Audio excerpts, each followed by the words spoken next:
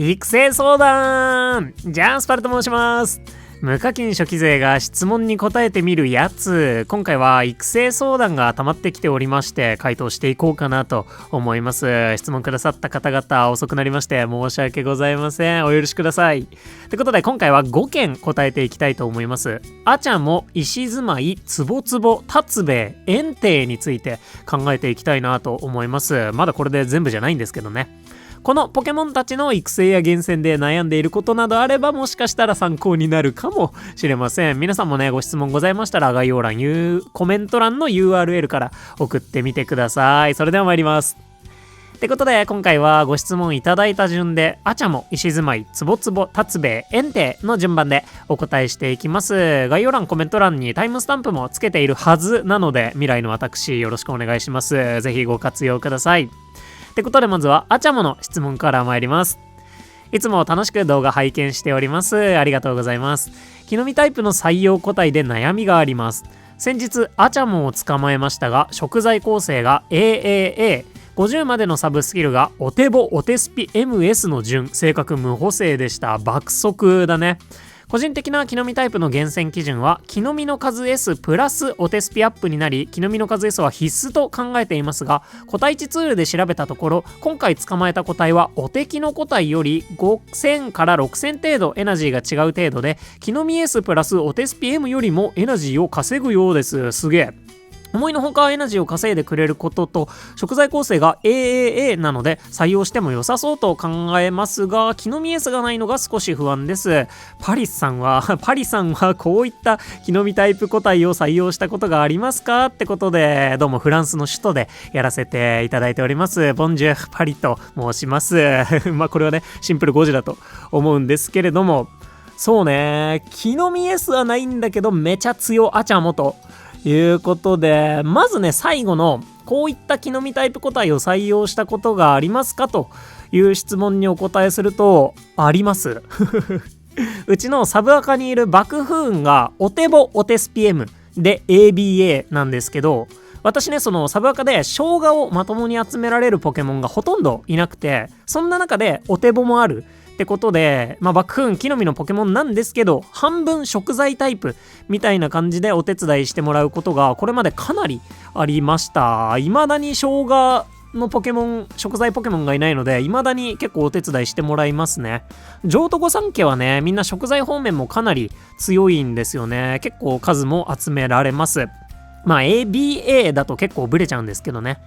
で木の実のポケモンとしてはライチュウが ABB で爆風と近しいくらい生姜を集められるんですけどやっぱね食材メインで入ってもらうんだったらお手ぼがある方がより良いよなってことで圧倒的にライチュウよりも編成機会は多かったですしなんならゴールド時代はライチュウの横に爆風雲を添えることも結構ありましたね。で木の実の数 S を持っている、シンプルな木の実担当としての爆風もレベル60の子がもう1体いるんですけどそっちの子はトープ以外で出したことはほぼほぼないって感じになってます。なので、一応ね疑似的な食材ポケモンとして編成するタイミングは私はありました。であちゃもバシャーモに話を戻すとそうだな個人的に気にしてみてほしいポイントは3つでまずキノコが活かせそうかどうかでお手伝いブーストダメをするのかどうかでラピスラズリコハンの木の実得意は他に誰がいるのかこれと一応お手伝いスピードプラス 35% ルールと、元気チャージが活かせるかほな5つやないかいってことで、このあたりをねちょっとチェックしてほしいなと思いますかね。まずキノコが活かせそうかに関しては他のキノコエース例えばね AAA のヌオーがすでにいますよとか、もしくは AAA のミカルゲがすでにいますよとかねキノコのエース的なポケモンがすでにいる場合、別にバシャーモにキノコ担当をしてもらうっていうことはあんまり考えないんじゃないかなと思いますしその木の実のポケモンって例えばね格闘フィールド、今だったらラピスラズリコハンで編成する大体のタイミングで編成していくことになるんじゃないかなと思うんですけど現状のキノコってその汎用性の高い食材ではないので、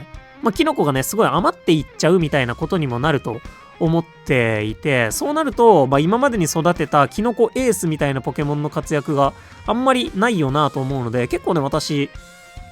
木の実のポケモンは食材ばらけてる方が好きではあるんですけど、それはそうと、バシャーモというポケモンそのものが、まず、食材の能力がかなり高いポケモンなんですよね。で、例えばね、樹海院は、ただ木の実の数 S を持たせたラピスアタッカーとして採用するんだったら、樹海院の方が強いんですけど、食材まで考慮するとバシャーモもめちゃめちゃ強いみたいな感じになってるので、まず1個、キノコエースがいるのか、キノコ活かせそうかどうかっていうのは考えてみてほしいなと思います。言うてね、今、バシャーモをがっつり編成するわけではないんじゃないかなと思うので、実際ね、活躍するタイミングでキノコ活かせればそれでいいという感じだと思うので、ちょっとね、まずキノコが活かせそうかはチェックしてみてほしいなと思います。で、次にお手伝いブーストダメをするのかどうか。これはもうシンプルに、お手ぶダメするなら木の実の数 S あった方がいいよねという話になってくるので、それはそうとね、お手ぶダメでキノコをたくさん持っていくという仕事ができるバシャーモは悪くないような気はするんですけど、ここも一個ちょっと来光炎帝水君でよくお手ぶダメしますよっていうのはチェックしてみてほしいところかなと思います。あとはラピスの木の実担当が他にいるのかどうか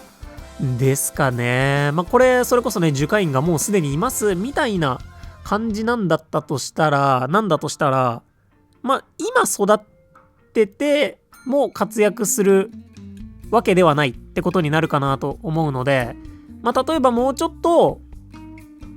アチャモの厳選やってもいいかなってね、考えてもらってもいいんじゃないかなってところで、今ラピスの木の実担当が他にいるのかどうか、いなければもうちょい厳選を進めてもいいのかなっていう風にちょっとね、考えてみてほしいなというところ。でもそれでもね、これ以上の子ってなかなか来ないだろうから、そこはね、悩ましいところではあるんですけど、一応ね、チェックポイントとしては1個あって、でここはちょっと気にしてもらえればぐらいのところなんですけど、お手伝いスピードのサブスキルで上がる分って35% まで、プラス 35% までっていう、ルールがあるんですよね。で、今回の子ってお手スピ MS お手ボで 26% 分すでに上がっているので、あと2体、例えばじゃあヒーラーと鍋拡張のポケモンがお手ボ持ってますみたいな。あと2体までだったらほとんどね、問題なくお手伝いスピードお手棒の分が乗ってくれるんですけど、3体以上お手棒がいる場合ってそのプラス 5% 無駄になっちゃうみたいなところもありはするので、一応一応あるので、そこも自分のメンバーと見比べて、ほな別にこんなお手スピモリモリじゃなくてもいいかってするのかどうかはちょっとだけね気にしてほしいところで、あとはアチャもバシャーも元気チャージ持ちのポケモンなので、元気チャージを活かせるのかどうかもちょっとふんわり考えてみてほしいなと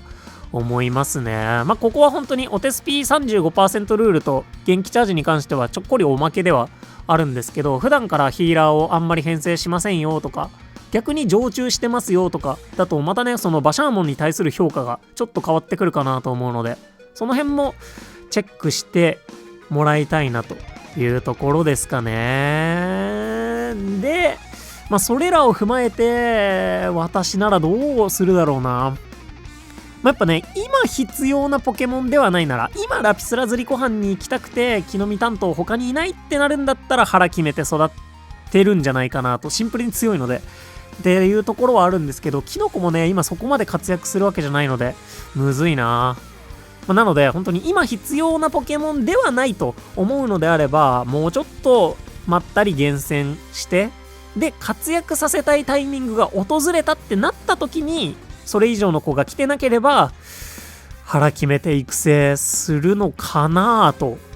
いう感じですかね。いや本当に難しいですよね。次のね格闘島がじゃあいつ来るんだって言われるとかなりわからないので、マジでわからないのでね、めちゃめちゃちょっとそこは考えてみてほしいところかなと思います。アンバースヤスヤとかで厳選してるのであれば、そのウトウトとかほどは競合する相手もういないんじゃないかなと思うので、スヤスヤで狙いたいポケモンだいぶねアチャも中心に狙っていけるみたいな感じであれば、もうちょい厳選してから考えてもいいんじゃないかなと思わないでもないんですけれども、ただ十分強いのでこの子を育てる未来は大いにあるのかなと思ってます。ちょっとそんな感じでね、歯切れ悪めではあるんですけれども、いかがでしょうか。普通に強いと思いますのでぜひね、キノコを活かせるかどうか中心に考えてみてください。ご質問ありがとうございました。それではお次、石住まいのご相談行ってみます。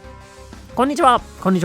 毎度動画投稿お疲れ様です。ありがとうございます。いつも動画を見て勉強させていただいております。オスということで多分男性の方なんでしょう。アプリ内は無課金で GoPro を使いながら初期からプレイしているものですを無課金初期税ということでよろしくお願いします。岩パレスのことで悩んでおります。AAA 食 M 相当のフライゴンがいる場合、岩パレスは育成するべきでしょうか。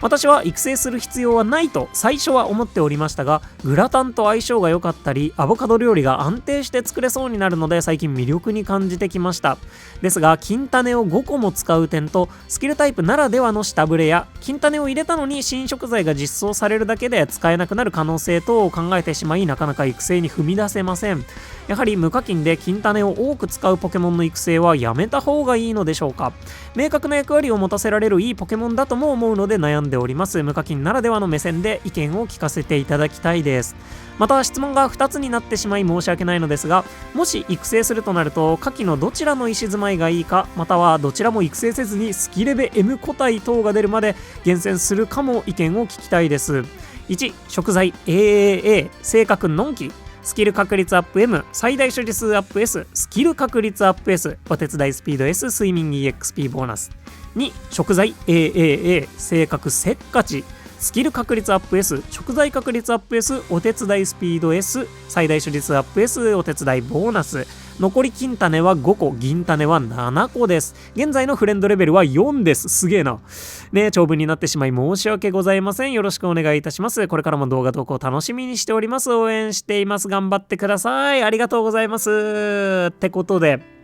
質問はざっくり2つになりますかね。まず、無課金的に金種をいっぱい使う岩パレスってどうよってことと、育成相談となってまして、まず岩パレスどうよに関しては、金種いっぱい使うの自体はそんなに悪いこととは思ってなくて、多分ね、無課金でも毎月メインスキルの種を交換していけば1年で15個前後ぐらいはゲットできるんじゃないかなと思うので、1体にね5個使ってもざっくり3匹ぐらいはスキルのポケモン育成できるだろうなとは思ってるんですよね。で、じゃあ毎年3匹もスキルのポケモンの厳選を納得して終えられるかと言われると、突然終わることもあるんですけど、あって3匹ぐらいなんじゃないかなという気もするんですよね。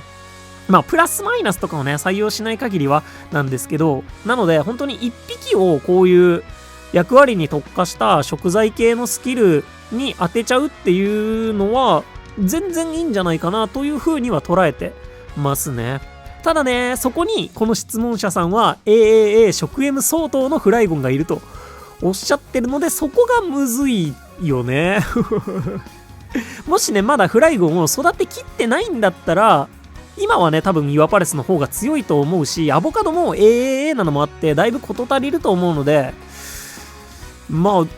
岩パレス優先しちゃってもいいんじゃないかなという気はしますね。あとは他に今の時点でメインスキルの種を回したいポケモンがいるのかどうかっていうところを一個決め手にしてもらってはというところではあります。本当にね、岩パレスの能力そのものはめちゃくちゃ高く評価してるつもりですし、言うてもこの方の個体が AAA でアボカド部分についてもしっかりと担保されてるかなと、最低保証がねあるかなと思うので、全然やっちゃってもいいんじゃねとは思いますね。なんとなくね、初期からやってるとそろそろ特定のタイミングで特化した強みを持つポケモンっていうのを増やしていってもいいのかなとは思いつつはありますね。そういう時期になりつつあるのかなとは思いますね。今だとね、カレーフェスの時とかもめちゃめちゃ活躍できそうではありますが、ただね、デザートでアボカドが使われなかったので、すでにアボカドの料理があるサラダとカレーで次にアボカド入りのレシピが入るのはいつになるんだろうとはちょっと思ってますね。そこはちょっと懸念点なんですけど、でもおおむね前向きかな。それくらい岩パレスはしっかり強いポケモンだと思ってます。で、育成相談に関してなんですけど、難しいのはね、こっちな気しますよね。どっちも AAA で性格が真逆ということになってまして、スキルもりもりののんきとバランスのいい白スキルと育てやすさのせっかちということで、これめっちゃむずいんだけど、多分ね、私が育てるんなら、のんきになるんじゃないかなと思います。EXP 獲得量アップの性格ね、めちゃくちゃ好きなんだけど、のんきかな。で、ポイントは2点かな。すでにフライゴンがいるっていうところと、金種前提っていうところで考えてて、まずすでにフライゴンがいるというところで、ぶっちゃけアボカドに関しては、そんなにめちゃめちゃ強なくても大丈夫ってことを考えるんだったら、別にレベル60をそこまで目指さなくてもいいんじゃないかなと思うんですよね。それにそのスキルのポケモンってレベルが低くてもスキルレベルさえ高ければ強いっていう魅力があるので、のんきだとしてもレベル30とかまで上げるのはそんなに大変じゃないと思うんですよ。今ね、手元にある飴とかだけでも全然30まではバツッといけるんじゃないかなと思っていて、で30までだったとしても、そのスキル確率アップ N はすでに解放されているので、30、50とかまででものんきだったら一旦は育てられるだろうなと思っていて、そっから先はのんびり育てつつになるんだけど、やっぱすでにフライゴンがいることで、アボカドはね、別で供給する手段があって、レベル60がそこまで必須じゃないと考えるなら、レベル30時点で金種入れればめちゃくちゃ強いのんき岩パレスの方がいいんじゃないかなって。結局レベル60にするためには、せっかち岩パレスだったとしても相当量の飴とリソース、かけらをね、特に投じていくことになるかなと思うので、まず岩パレス自体はめちゃめちゃ評価してて、全然金種入れてもいいと思う。で、育てるなら金種前提にすると思うんですけど、その中でフライゴンというアボカドの安心材料はあるので、育てるんだったらのんきレベル30、一旦50を目指して育成してがどうでしょう。そう、せっかち岩パレスのね、食材確率アップもね、フライゴンにいるなら別にええかみたいなところもあり、こんな感じかなと。で、サブスキルの種をもちろん、そのせっかち岩パレスの子にもうどっこりつぎ込んでいけばめちゃくちゃ強くなるんですけど、言うても、その、のんき岩パレスぐらいのスキル期待値にはなかなかならないし、サブスキルの種が無課金、今後めちゃめちゃ貴重になっていきそうな気がしていて、その、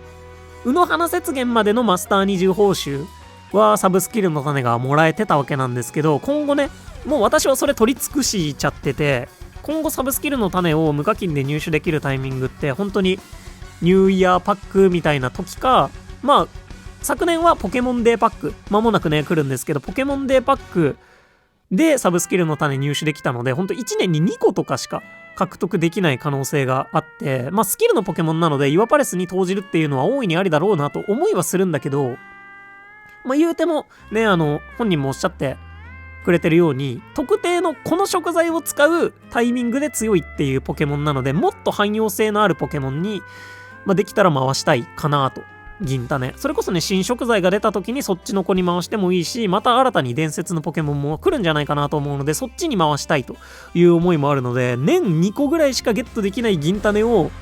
この岩パレスには回さなくていいんじゃないかなっていうのを考えると、銀種なしで十分強いのんき。かつレベルも、低くても強いのんき。でどうでしょう。という気がしてますけれども、いかがでしょうか。ねえ、そんな感じかな。のんきの子ね、最大処理数アップ S があるので、一緒に寝てても全然ね、強さを最大限発揮してくれる子なんじゃないかなとも思うので、もし育てるのであれば、やっぱむしろ今なんじゃないかという気がするのでね、腹決めてどっつり育てていただければなと思いますし、食 M フライゴンいるんだったら、育てないまま進んでも、それなりにはやっていけると思うんだけど、むずいね。めちゃくちゃむずいね。まあイワパレスそのものは本当に超強いポケモンだと思っているので、本当にそこかな。まだフライゴン育ててないんだったら一旦イワパレスで突っ込んじゃうのも大いにありなんじゃないかなと思います。ご質問ありがとうございました。次はツボツボに関するご相談です。ツボツボをやっとゲットできました。スキレベ M、木の実 S、所持 S、お手スピ S、スキカク S、生意気はどうでしょう。まだまだ厳選続けた方がいいでしょうかってことで、こっちは逆に木の実 S を持っているというところで、これもどちゃどちゃむずいね。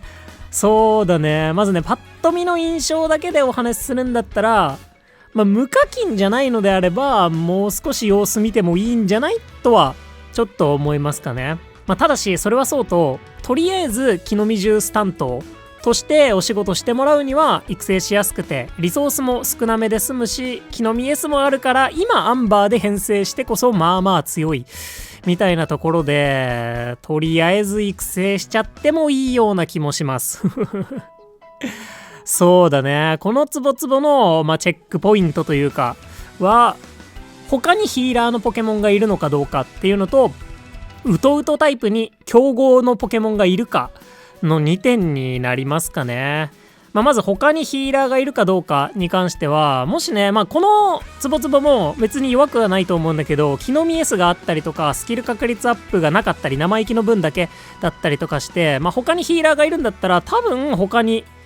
使ってるヒーラーの方が強くなってたりとか、例えばパモとかラルトスとか探した方がよっぽどね、このツボツボよりもゲットもしやすいし、強い子を見つけやすいっていう感じになるんじゃないかなとは思うんですよね。なのでまずちょっと他にヒーラーがいない場合はこの子ね育てやすいし、この子を超えてくるのも実は意外と大変だから、なんだかんだ使ってて木の実ジュースも便利でみたいな感じで進行していくのは全然ありなんじゃないかなと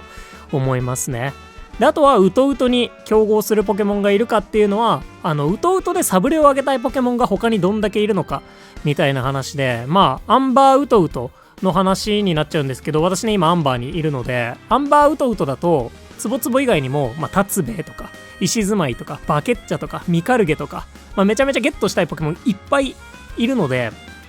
その中で特に無課金でサブレが全然ないっていう状態でどんだけツボツボにサブレ回せるのかみたいな話も一個あるから、めっちゃねそのヒーラーをもうずっと探しててツボツボ中心でいけますって言うんだったら、まだもうちょい探してみてもいいんじゃないかなと思いますし、いやでもそろそろタツベとかね探したいですって言うんだったら一旦区切っちゃって他のポケモンゲットしに行くんでもいいんじゃないかなって思いますね。そうね。だから本当にどうだろう、私だったらツボツボがね使いたいとしてリソースも最低限で済むし、生意気とはいえ言ってねレベル30とかまで上げて一旦育てていくことになるのかなと思うんですけど、ゆっくりね育てながら使ってって、気づいたらレベル上がってる50になってる60になってる、そこまではなかなかいかないかな。どうだろう。でもね気づいたらレベル上がってるというパターンもなんだかんだ想像つくんですよねうちのヒーラーも本当にもう2000時間3000時間もっとだっけ 4,5,000 時間一緒に寝てるんだったっけなね。本当に最序盤からゲットしたプクリンとかスキル確率アップ M 相当よりもちょっと弱いぐらいのサーナイトとか、それぐらいの子でね今までずっと冒険してきたんですけど、本当ね気づいたらそれ以上の子って言うてもなかなか来なくて、レベルめちゃめちゃ上がってるし代わりになるようなヒーラーはおらずずっとそのまま旅してますみたいな感じになったりもするので、一旦ね育成し始めるポケモンとしては木の実ジュースもあるし、なんだかんだ優秀なんじゃないかなという気はしますので、ぜひねちょっと他の状況ツボツボ以外の状況にも目を向けて一旦この子を育てちゃうかどうかっていうのはね検討してもらえたらなと思います。そんな感じかな。ご質問ありがとうございました。 OK ではお次参りましょう。お次はタツベイの質問となります。やっぱタツベイとかね600族は悩むよね本当にね。ってことでいつも動画拝見しています。無課金でまったりやってるぜです。一緒。現在、達米厳選をやってる中で、ようやく木の実 S がついた初めての個体が来ました。20匹前後は捕まえました。結構大変だったっぽいですね。お手ボ、お手スピ S、スキレベ M、木の実 S、最大 L、性格無補正ってことで、木の実 S そこなのね。レベル50までに木の実 S がついていれば採用という自分ルールはあるので、普段なら木の実 S がレベル75で600族なら育てるのは保留するのですが、お手スピ S を M にするとお手ボプラスお手スピ M になるので、まあまあ強いのではないかと思っています。実際まあまあ強いぜ。75になればかなり理想個体寄りになるので育てようかなと思いつつ踏ん切りがつきません。パルさんならどうされるかアドバイスいただけますと幸いですってことでこれ悩ましいね。これもね、図らずとも1個目のお手スピとかバシャーモとかと結構似ている内容と言ってもいいんじゃないかなと思いますがいやこれもむずいねマジでね。ただね、ボーマンダっていう今活躍できるポケモンなので、そこがねまたちょっとというかかなり状況が違う雰囲気は感じますね。いやそうだね。じゃあこのボーマンダで育成するかどうかで考えてほしいポイントは、アンバーの木の実担当が他にいるのかどうかで、スキルレベルアップ M が活かせそうかどうか、あとはアンバーウトウトの厳選状況の3つかなと思いますね。まずアンバーの木の実担当は他にいるのかどうかっていうのは、この達兵衛をすぐ育てる必要があるのかどうかにね、関わってくるかなと思うんですけど、やっぱボーマンダ今強いポケモンになると思っていて、レベル75が解禁されたタイミングで強いかどうかってまたちょっとわかんないのでそのタイミングでねアンバーにどれだけ来るかっていうのがちょっとわからないので、今その木の実担当を一刻も早く育てたいっていう状況だったら十分強いから育てちゃっていいんじゃないかなと思うんですけど、他にもなんか十分にいますよと、バタフリーとアーボクとチルタリスとカイリュウいますよみたいな潤沢にいるんだったら今強いボーマンダをもうちょい探してってもいいんじゃないかなとちょっと思いますね。飴もね順次溜まっていくとは思うので、ゲットしたタイミングでミニ飴ブーストとかも1回2回パン絡めれば一気にレベル50、60ぐらいまでは育てられるんじゃないかなとも思うので、もうちょい待ってみてもいいんじゃないかなと思うところはありつつ、いっそねレベル75まで見据えて育てることになるだろうから、もう次のドラゴン島を見据えて今育て始めるのも全然いいんじゃないかなと思いますね。であとはスキルレベルアップ M思ってくれている子なので、スキルレベルアップ M 活かせるんだったらよりね今採用する価値がありそうだなとは思いますね。例えばね、うちのサブアカはスキルレベルアップ M を持っている料理パワーアップ S レベル5のジバコイルがいるんですけど、レベル5の料理パワーアップ S とレベル3の料理パワーアップ S だから、うちだとジバコイルとボーマンダとかで使ってもらうと22プラス12で34鍋のね大きさが増えるんですけど、そうすると今の現在の最大値81に34足すと115になるので、ちょうど新緑アボカドグラタンと三つ集めチョコワッフルが作れるラインまで鍋大きくできるんですよみたいな感じで、なんかこのスキルレベルアップ M のボーマンダにくっつけて、レベル3のジバコイルとかレベル3のレントラマスカーニャとかなんかの間違いでもう1体ボーマンダとかでそういう風にしてなんやかんや活かせそうだなっていうんだったら、今のタイミングでね編成する育てていくのもかなりパワーを出してくれるんじゃないかなと、お手棒も込みでね出してくれるんじゃないかなという気もするので、そこもちょっとチェックしてほしいかなというのと、あとはアンバーウトウトの厳選状況、さっきのねツボツボの話とも重複するところがあるんですけど、やっぱアンバーウトウト結構ゲットしたいポケモンいっぱいいるんじゃないかなと思うので、そこでこっから先もね強い達兵衛なわけですよ。この子もこの子を超える子を探していくってなるとさらに時間がかかることが容易に想像ついちゃうので、スキルレベルもねもう金スキル確定のラインにはなってるだろうから、木の実 S だけを狙うんだったらそんなに難しくないんじゃないかなとも思いつつ、言うてもそれなりに時間もかかるしサブレも消費することになるので、それを許容できるかどうかを考えてもらうって感じになるのかな。いやこれマジでむずいね。今ねうちにオーダイルがいてレベル60の子なんですけど、そのオーダイルがなんだっけな、やんちゃお手スピ SM お手棒、いやお手棒なかった気がする、やんちゃお手スピ SM とかの子でレベル75木の実 S なんですよ。でまあレベル75になったらもう最強やみたいな感じで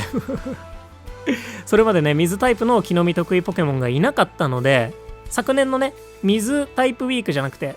なんかあったじゃん、トリプルタイプウィークみたいな、そういうののタイミングで結構お仕事してもらってて、でオーダイルは食材の能力も結構高くて、うちの子は ABB でオイルを集めるのが得意な子なんですけど、お手スピ爆速なのでまあまあオイルも数集められるんですよ。そういうところに、着目してというか、一旦今のままでも十分強いし、こんだけねお手伝いスピード上がってると木の実 S だけの子よりもエナジー的にも優秀だったりとかするっていうのが前提としてあるんですけど、で育て始めていて、いつかレベル75で最強の水タイプアタッカーとして活躍してほしいなと思って気合は入れてるんですけどシアン EX がさ、仮に今年来るとして多分今年中にレベル75は解禁されないじゃんレベル60から75に上げるための飴かけら、もうすんごいことになっちゃうと思うから、オーダイルね、そうここまでレベル60まで育ててきたはいいものの、あなたはいつ活躍するんですかっていう状態にはなりつつあるんだけど、言うてもね、このボーマンダ達兵衛もそうだし、うちのオーダイルもそうだし、言うても最低限強いっていうところがね担保されてるから、それをトータルしてぜひ考えてもらえたらなと思います。言うて強いからな、育てちゃいそう私。それこそね今サブアカでボーマンダ1体レベル60の子がいるんですけど、一旦もうその子はね木の実 S がついててそれぐらいっていう子なんですが、一旦レベル60まで育てちゃって、で料理パワーアップ S も使いたかったので、今お手伝い基本的にアンバーにいる間はほぼ常駐ぐらいな感じでお手伝いしててもらってて、でこっから先溜まっていく飴はもう一体ボーマンダ育てるのにね、もう今後来る神最強ボーマンダのために、次のドラゴン島のために使おうかなぐらいに思ってるんですけど、そういうテンションでこの子を75まで行くぞって言って育てるのも大いにありなんじゃないかなと思うので、ありなんじゃないっていう感じですかね。何かしら伝わるところがあればいいなと思いますが、めちゃくちゃ悩むのも本当にわかるな。あとはそうだね、もうお手ぶだめするかどうかみたいなね、さっきまで言ってたこともねちょっと総合して考えてみてください。ご質問ありがとうございました。 OK、 それでは今回ねラストの質問、園庭についてちょっとね見ていきたいなと思います。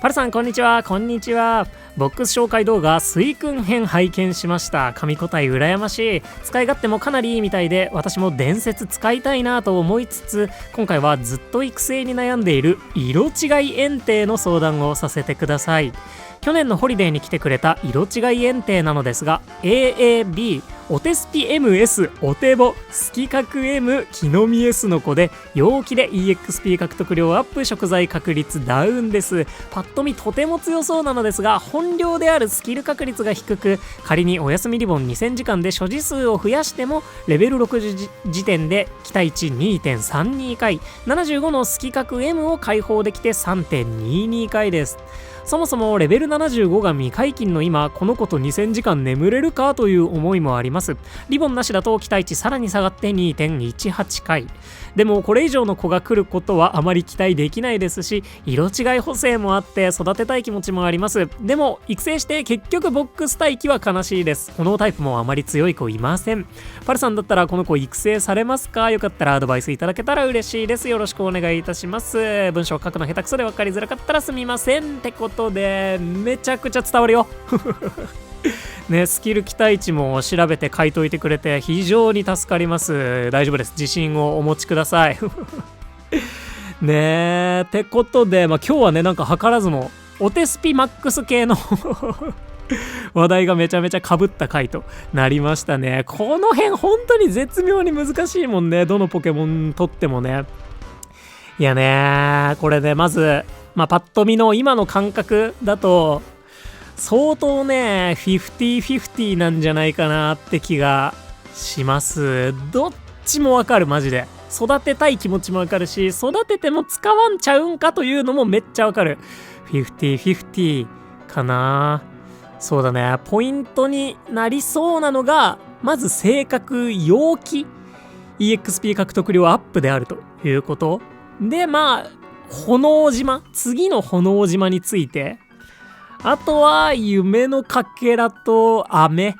ですかね。リソース的な話。その辺がポイントになってくるのかなと思って、まずね、その性格、陽気についてなんですけど、まあ、食材確率下がっちゃってるのは、サポーターとしては若干ね、厳しいところがありつつも、育成しやすいっていうのがめちゃめちゃ大事だなと思っていて、それこそね、私が、この動画、質問でね、触れてくれてる、このスイくんの使用感動画で紹介してるスイくんが、生意気 EXP 獲得量ダウンのスイくんなんですよね。が今レベル61まで来てるんですけど、まあ言うても生意気スイくんもレベル61までは育てられた。すごい時間かかってるけど2000時間以上一緒に寝てるので、で、アメブーストもすっごい使ってるので、かなりの時間とリソースは割いたんですけど、まあ育てられたから、陽気レベル75、やれんことないんちゃうんかなと。ちょっとはね、思ってるところがありますし、現環境ね、その一緒にかなり寝かせながら育てていくっていうことになると、まあしばらくの間はレベル30の食材で戦うことになるかなと思うんですけど、オイルなので、オイル現状かなり使い勝手のいい食材になっているので、毎日一緒に寝ててもそんなに苦じゃないと思うんですよね、今育てる分には。っていうところも込みで、まあ、食材確率下がってるけど、まあ、お手伝いブーストも一応はあるし、育てやすいし、オイルも使えるし、まずここは育成にとってプラスのポイントなのかなというところで、さっきね、オーダイルはシアン EX 来てもキノミエス解放してないんちゃうんかみたいな話をしたんだけど、次の炎島とか、トープ EX が来るタイミングではもしかしたらレベル75解禁されてるかもしれなくて、そこをね、本当に目指して気合い入れて、覚悟を持って育成し続けていれば、本当に炎島が来て今こそエンテイや炎のポケモンがね活躍できますってなったその時にスキル確率アップ M を解放してもう無双するみたいなのが考えられなくもない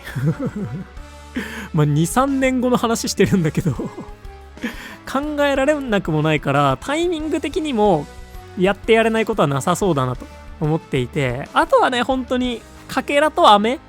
はめちゃくちゃこの子に回していくことにどうしてもなるだろうなと思うので、それを許容できるかどうか今ね、もう育てたいポケモンが渋滞しててみたいな感じかどうかっていうのを総合的に考えて検討になるのかなと思いますね。もしね、アンバー渓谷まで来ているようであれば、アンバーでね、炎タイプのポケモンたちは厳選できるので、まあだから並行していくことになりそう。もうエンテイを育成するって決めたんだったら、その炎島レベル75計画も一緒に走らせて、炎タイプのポケモン、キューコンとか、リザードンとかも今一緒に探しながら進行していくっていうことになるんじゃないってなるんじゃないってちょっと思いますね。だから本当に覚悟を持って育てれば割とやってやれないことはないんじゃないかなと思いますし、場合によってはね、寝るときだけ一緒に編成していくんでもいいと思うから、寝るときにエンテイに割くスペースをずっとレベルで確保できそうだなと今思えるんだったら、結構ね、ありな気するんだよな。スキル期待値3回超えてる伝説のポケモンって結構強い部類なので、相当強い部類なので、ありな気は相当にてしておりますけれども。いや、むずいね。これ本当にむずいね。で、結局、覚悟決められるかっていうところにはなるんですけど、色違いということもあり、確かにこれ以上のライコウエンテイスイ君そう簡単にゲットできるもんでもないと思うので、ちょっとね、お手伝いブーストに憧れがあったりだとか、いやもうせっかく来てくれた色違いエンテ育ててみたいぜって思うのであれば、もう覚悟決めてメインスキルの種突っ走して今から毎日一緒に寝る、ありだと思うあとはあれだね、メインスキルの種今手元にどれぐらいあるか余裕あるかみたいな。これをね、もし全部突っ込んでも次の伝説ポケモン、もしかしたらポケモンデーのタイミングで発表されてみたいな、そっちにもう回せるぐらい余力あるんだったら覚悟決めやすくもあるしでね、まあこういうお話等々もろもろ勘案して、やっぱちょっとそこまでじゃないなと思うんだったら、またいつでも覚悟決めれば育てられるから一旦パスしてね、ちょっと置いといてもいいと思うしねえ、そんな感じかなと思いました。いやこれめちゃくちゃむずいね。いや本当にめっちゃむずいと思うんだけど、やってやれないことはないと思います。陽気エンテレベル75 私もスイ君ね、このままのんびり育成していって、図らずもうちのスイ君もレベル100キノミエスなのでちょっとそこまでいつ行くの ?10 年後ねえ、キノミエス解放したぜっつってハイタッチしましょ